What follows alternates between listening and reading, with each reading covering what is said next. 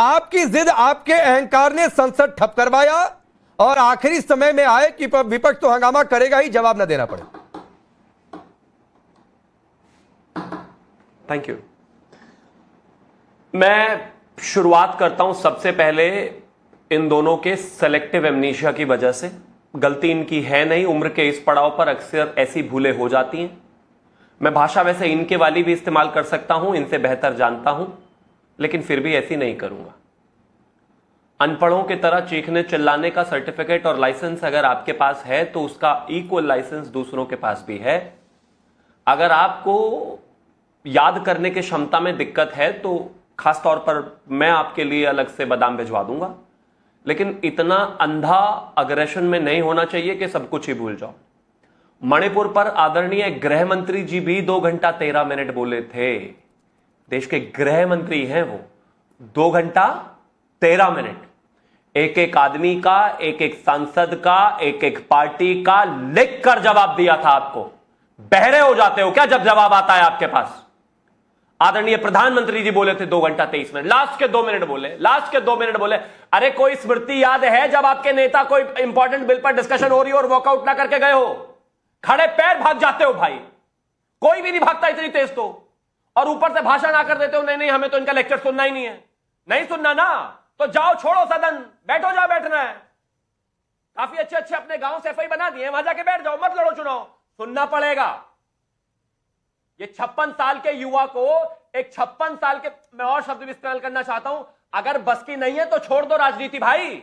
हम ये नहीं सुन सकते, हम वो नहीं सुन सकते, हम ऐसा नहीं सुन सकते, हम ऐसा नहीं सुन सकते। आपके अब्बा के देश में नहीं हो भाई, अपने घर में नहीं बैठे हो, इस देश के संसद में बैठे हो। और सुनो भाई, ये जो 56 साल के 2-2, 3-3 युवा बनाकर जिताकर भेजे हैं लोगों को, सुनाने के लिए ही भेजे हैं जनता ने। अगर सुनवाने के लिए भेजा होता तो जिताकर भेजते।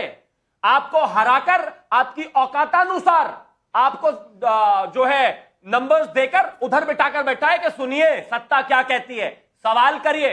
और अगर औकात नहीं है सवाल करने की, सुनने की, तो जाओ जनता के पैरों में सर रगड़ो और कहो कि हमारे जो 56 साल के बूढ़े राजकुमार हैं, इनको पूरा प्लीज इनके बीच में बोला नहीं, प्लीज बीच में मत बोलिए, इनके बीच में नहीं बोला। नहीं गलत बात है राकेश जी, मैं इनके बीच में मैं आता हूँ। एक मिनट बात आप नहीं करें तो ठीक है।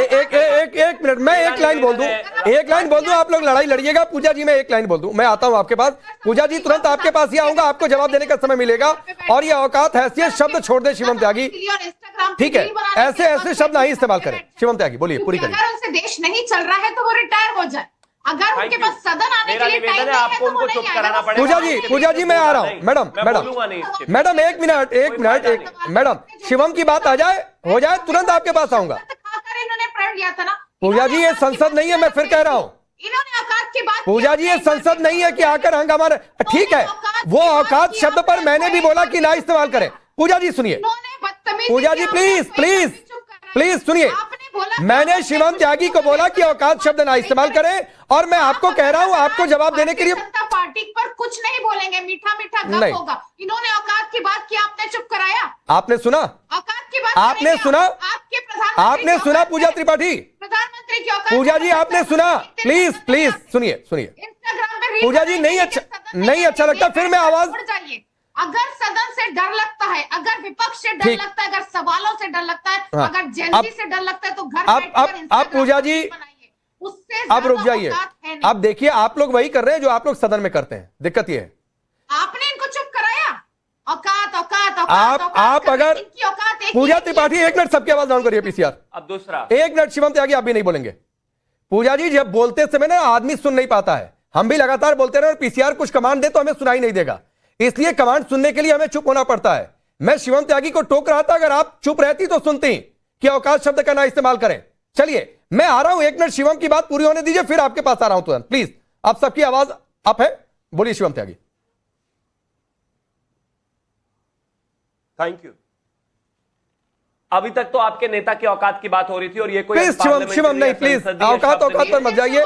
ये डिबेट किसी की औकात के लिए नहीं है।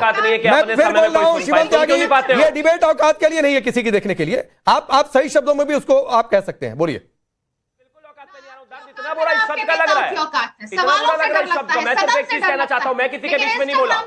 अपने समय में जिसकी जो हैसियत हो वो वैसा शब्द इस्तेमाल कर ले। ये फिर चीखना शुरू कर दिया। बैकग्राउंड म्यूजिक के लिए आए क्या आप? चीखा चिल्ली के लिए आए? यही आता है, संसद में भी यही करना है, उसमें भी यही करना है। नहीं, संसद में भी यही करना है, डिबेट में भी यही करना है। कुछ तार्किक बोलना बच की है नहीं, लॉजिकल बोलना बच की है नहीं। चीखने के अलावा आता क्या है? ये साबित कर दिया कांग्रेस के प्रवक्ता हो आप। यही तो हाल है आपके, बस यही करते हो संसद में भी, यही यहाँ कर रहे हो। आपको जो शब्द बोलने हैं अपने समय में बोलना। मैं जो शब्द बोलना चाहता हूं मैं अपने समय में बोलूंगा। मेरा वादा, मैं आपके बीच में नहीं कूदूंगा, लेकिन आपकी हिम्मत नहीं है सुनने की भाई। अब मैं समय बांट देता हूं पीसीआर, मैंडेट अभी पीसीआर में समय बांट देता हूं, मैं समय बांट देता हूं और बहुत निष्पक्षता से समय बांटता हूं। अगले 1 मिनट शिवम त्यागी बोलेंगे, उसके अगले 1 मिनट पूजा त्रिपाठी बोलेंगी, समय के हिसाब से चलेगा। बोलिए, अगले 1 मिनट समय आपका शुरू होता है शिवम त्यागी। Thank you. ठीक है, अब शालीनता से बोलने की कोशिश कर लेता हूं। मेरा आदरणीय राकेश जी, आपके माध्यम से यह निवेदन है कि इस 56 साल के बूढ़े को मैंडेट इस देश ने विपक्ष में बैठने का दिया है, सरकार की नीतियों को सुनने का और जरूरत पड़े तो उनको सवाल उठाने का दिया है। अगर इतनी ही मंशा और इच्छा देश की चीजों को लिखने का और कानून बनाने का मन है तो जनता के बीच में जाओ, नाक रगड़ो, जीतो, आओ और बनाओ पॉलिसी। बाय द टाइम आइए डिस्कस करते हैं। आप चाहते नहीं थे।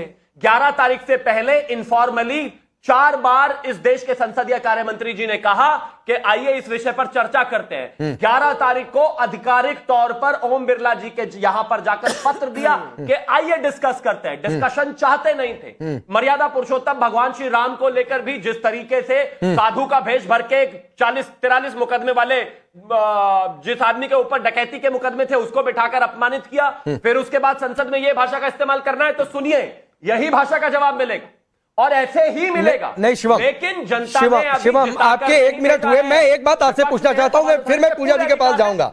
अगर जवाब देना था और एक तर्क है कि हम इसी बात को लेकर एडजर्नमेंट नोटिस दे रहे हैं और अगर पेपर लीक पर चर्चा हो ही रही थी, बर्बरता पर बातचीत हो ही रही थी, तो उसी समय जवाब क्यों नहीं दिया? ये मामला आगे ही नहीं बढ़ता, खत्म हो जाता वहीं पर।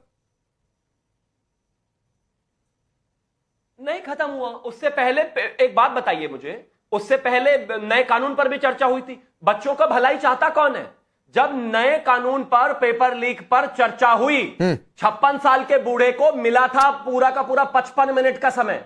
कितने कोई 5 चीजें बता दो मुझे। मैं आपके पीसीआर से विनम्र निवेदन करता हूं, कोई मुझे ये कह दे। अब मैं पूजा जी को समय दे रहा हूं। अब मैं पूजा जी को समय दे रहा हूं। जी को 24 मिनट का समय मिला, मुझे कोई एक इंटरजेक्शन बता दीजिए उनका। अब मैं पूजा जी को समय दे रहा हूं। शिवम त्यागी, ठीक है, ठीक है, पूजा त्रिपाठी आवाज बंद करिए।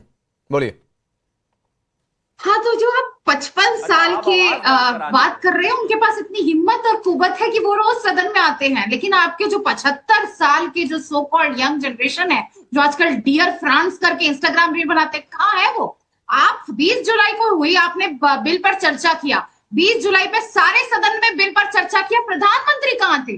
वो प्रधानमंत्री जो रात में 12 बजे इंस्टाग्राम रील बना रहे हैं कैमरा एंगल्स के साथ, वो प्रधानमंत्री तब भी नहीं थे। ये इनकी देश के युवाओं के प्रति जिम्मेदारी है।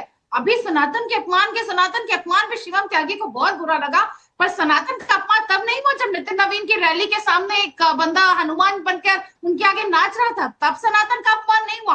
तब सनातन का अपमान नहीं हुआ जब स्वामी विवेकानंद को गलत पॉक्सो केस में फंसाया गया था। आप सनातन का अपमान करते हैं। आप ही के ढोल, आप ही के ही ड्युअलिटी को, आप ही के ही ढोंग को उसको दिखाया गया था जब ये बताया गया था कि देश के सबसे बड़े सनातन के तीर्थ के नाम पर जो चंदा चोरी चल रही थी और ट्रस्ट के नाम में तो सदस्य प्रधानमंत्री ने किए थे। प्रधानमंत्री ने सारे जितने भी फंक्शन थे, चाहे झंडा उत्तोलन हो, चाहे सारे सब कुछ अटेंड किए थे, लेकिन प्रधानमंत्री जी चंदा चोरी के नाम पर एकदम चुप है। और आप ही के फेवरेट लोग उसमें नामित हुए थे जिन्होंने खूब चोरी की। आप शराब के ठेके पर दिन 10,000 उड़ा रहे हैं, घर में 3 मंजिला इमारतें बन रही हैं, आईफोन खरीदे जा रहे हैं, गर्लफ्रेंड के लिए भारी अय्याशी हुई, पर प्रधानमंत्री कुछ नहीं बोलेंगे। और प्रधानमंत्री क्यों नहीं बोलेंगे? क्योंकि प्रधानमंत्री को तो लगता है कि ये जो औकात पर इनकी जो पूरा होता है ना कि आप चुनाव जीत कर दिखाइए, आप चुनाव, क्योंकि आप चुनाव जीत गए तो आपकी जिम्मेदारी खत्म, और यही कर रहे थे ये धर्मेंद्र प्रधान के साथ। पूजा जी, जिम्मेदारी मैडम, आपकी कोई जवाबदेही नहीं मैडम, प्रधानमंत्री। ये शिवम आपकी इन बातों का रिप्लाई देंगे। मुझे भी 30 सेकंड अंत में दे दीजिए। नहीं, मैं दे रहा हूँ। मुझे पूजा जी इतना बता दीजिए, दिल्ली सनातन में क्या नहीं, अपमान, नासिक में, प्रयागराज पूजा जी में, इतना बस बता दीजिए, सनातन का अपमान क्या तब नहीं हुआ था जब एक एफिडेविट फाइल किया जाता है फिर उसको सुधारना पड़ जाता है? सनातन का अपमान क्या तब नहीं हुआ था जब जो है सनातन को कुष्ठ रोग बीमारी बता दिया जाता है, हिंदू का अर्थ भयानक बता दिया जाता है, गीता की तुलना पता नहीं किस किस जिहाद से कर दी जाती है, तब सनातन का अपमान नहीं हुआ था? हाथ लेकर जा रहे थे, इनको भारतीय जनता पार्टी को ये कॉपीराइट दिया है प्रभु श्री राम ने स्वयं ने कि तुम मेरे नाम का चंदा घर लेकर जाओ। नहीं वो ठीक है, आप चढ़ावा चोरी पर मांगिए जवाब, मैं तो कह ही नहीं रहा हूं। आपने सनातन के अपमान की बात कही तो उस पर मैंने सवाल पूछा। करिए, आप ये बताइए कि जो नितिन नवीन के गाड़ी के सामने जो हनुमान जी नाचे थे वो सनातन का अपमान है कि नहीं? चलिए शिवम त्यागी 30 सेकंड आपके, फिर मैं फराज केस भाई के पास जाऊंगा। पे जो गलत पॉक्सो वो सनातन का अपमान है नहीं। भाजपा की फील्डिंग के लिए शिवम त्यागी बहुत काफी है, उनके सवालों का जवाब मैं जवाब देना आप चाहता मत करिए ये फील्डिंग, क्योंकि जब सनातन का अपमान में आप वन साइडेड नहीं हो सकते। मैं जवाब देना चाहता हूं। यस मेरा निवेदन है, आप यस यही कह रहा हूँ। 30 सेकंड शिवम त्यागी 10 सेकंड, मैं यही कह रहा था पूजा जी की वन साइडेड नहीं हो सकते हैं मैडम।